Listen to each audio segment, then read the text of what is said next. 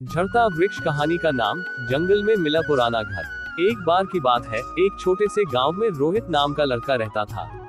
रोहित बहुत जिज्ञासु था और उसे रोमांचक जगहों पर जाना बहुत पसंद था।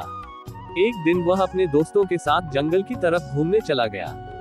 जंगल घना था, पेड़ों की शाखाएं आपस में उलझी हुई थी और हवा में एक अजीब सी सरसराहट थी। चलते चलते अचानक रोहित को कुछ पुराने पत्थरों और लकड़ियों का ढेर दिखा।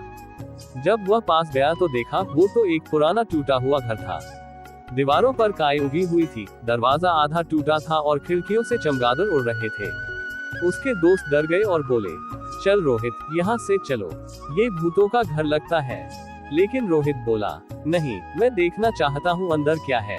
वो धीरे धीरे घर के अंदर गया। अंदर बहुत अंधेरा था, बस एक छोटी सी रोशनी छत के छेद से आ रही थी। अचानक उसने एक पुराना संदूक लकड़ी का बक्सा देखा।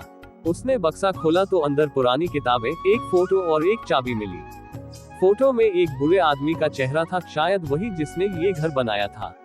किताबों में जंगल के बारे में बहुत रहस्यमयी बातें लिखी थी, जैसे कौन से पेड़ औषधि देते हैं और कौन से जानवर जादुई है। रोहित ने वो किताबें संभाल कर रख ली और जब वह घर पहुंचा तो उसने उनसे बहुत कुछ सीखा। अब वह जंगल का सबसे समझदार लड़का बन गया था। लोग दूर दूर से उससे पेड़ों और जानवरों के बारे में सलाह लेने आने लगे। और उस दिन से रोहित ने ठान लिया, हर पुरानी चीज में कोई ना कोई कहानी छिपी होती है, बस उसे समझने की हिम्मत चाहिए।